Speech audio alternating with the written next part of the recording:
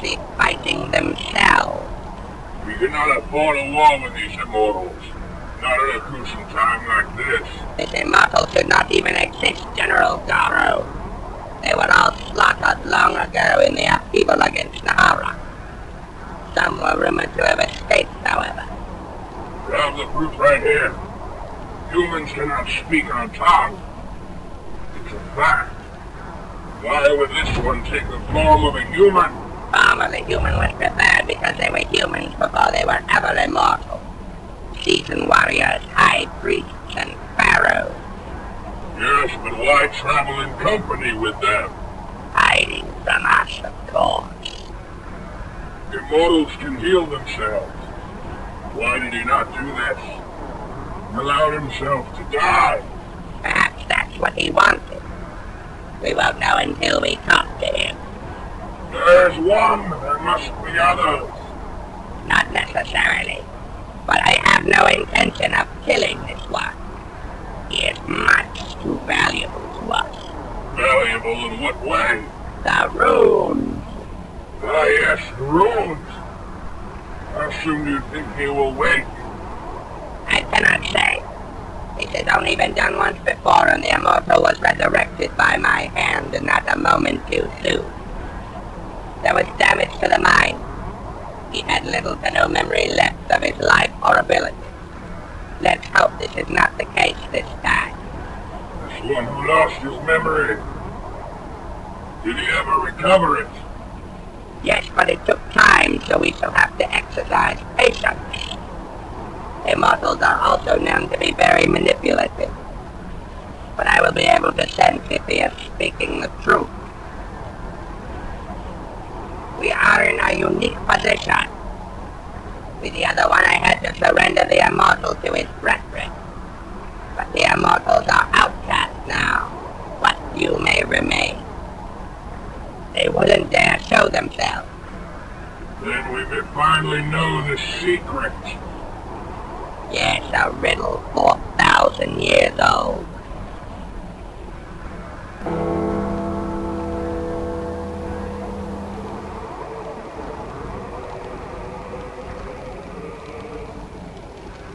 You asked me to see you. Yes, I did. About the worker. Where are we going, may I ask? To see Hierarch's guide. He has many questions for you. Questions? I may even get the pleasure of sending you back to the grave after he's done with you. How comforting. Keep a very watchful eye on the ogre. If you see any unusual behavior whatsoever, you report it to me.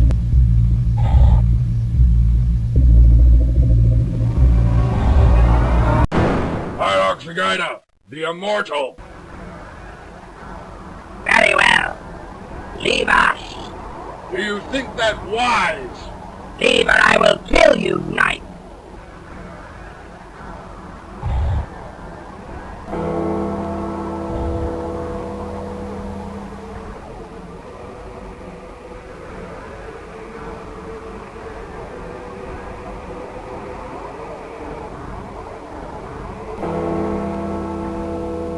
Welcome back from death, Immortal. I am Zagaida. Death, what do you mean? Why do you call me immortal? My apologies, then. Have you a name? I'm First Sergeant Lawrence Maxwell of the United States Marines. Lawrence. Quite an unusual name for an Egyptian. I suppose it would be, but I'm not Egyptian. Not Egyptian, that would be some trick, now wouldn't it? Trick? I don't understand what you mean. Then was I mistaken? Are you not an immortal? I am a human being. Interesting that you treat us so casual, human.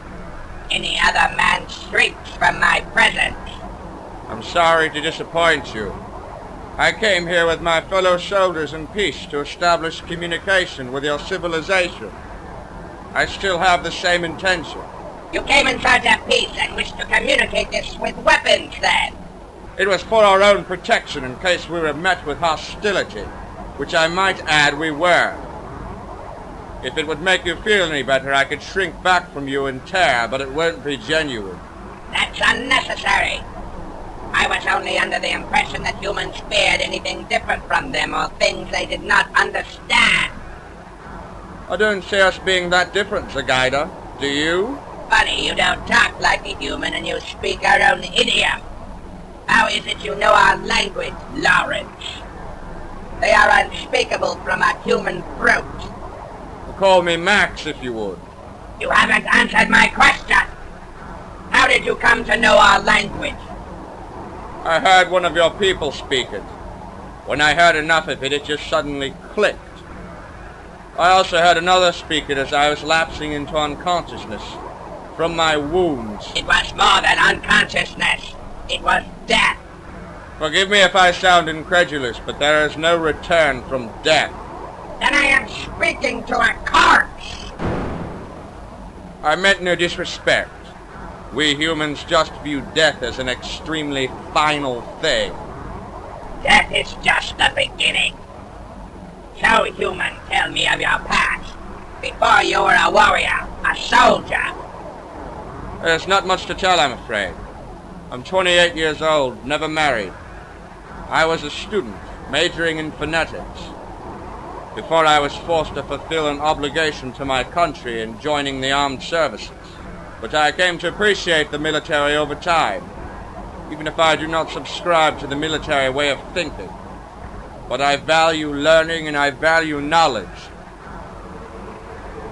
You volunteer information almost too easily. I'm being honest, Zagaida. There can be no trust between us if we are not honest with one another. You still think you're negotiating peace, don't you? What should I be thinking? You should be thinking that if you were indeed human, I'd have to kill you. Then I should definitely humor you in saying I'm not.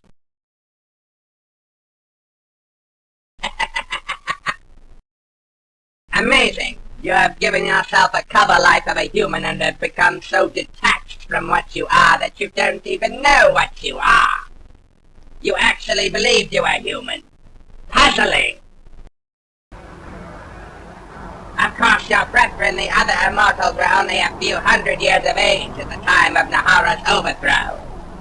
It was always theorized that the human mind could only retain so much. 4,000 years is a long time. Nehahra? Yes, Max, as you call yourself. The one who made you what you are. Of course, you lost your powers the moment you died.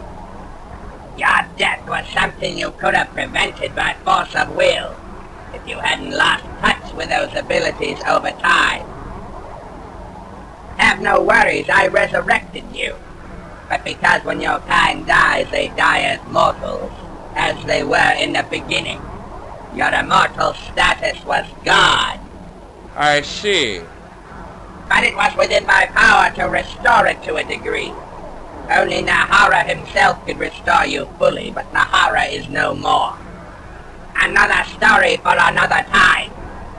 But you can thank me for restoring your immortal status in the least. You did? Yes, as well as your abilities. Not that you'll know how to use them, but in time, you'll remember. For now, you have potential. Am I to gather from this generosity that you think of me as a guest rather than a prisoner? You may. However, I do fear that your time with these humans may have concealed their truth. What do you mean by their truth? You may not have any recollection of the past 4 millennia, but they have proven themselves to be twisted, warlike animals. I'm not afraid to tell you that your kind, be it some misguided loyalty to their roots, were known to be blindly loyal to them. Your current knowledge is limited to your memories which decay with the years. We have watched them from the beginning, and I will show you all that we have surveyed. You can draw your own conclusions. Come forward. Is this really necessary? You said you value knowledge and learning. Did you lie to me? Were you deceitful to my face? No. Very well, show me what you will then.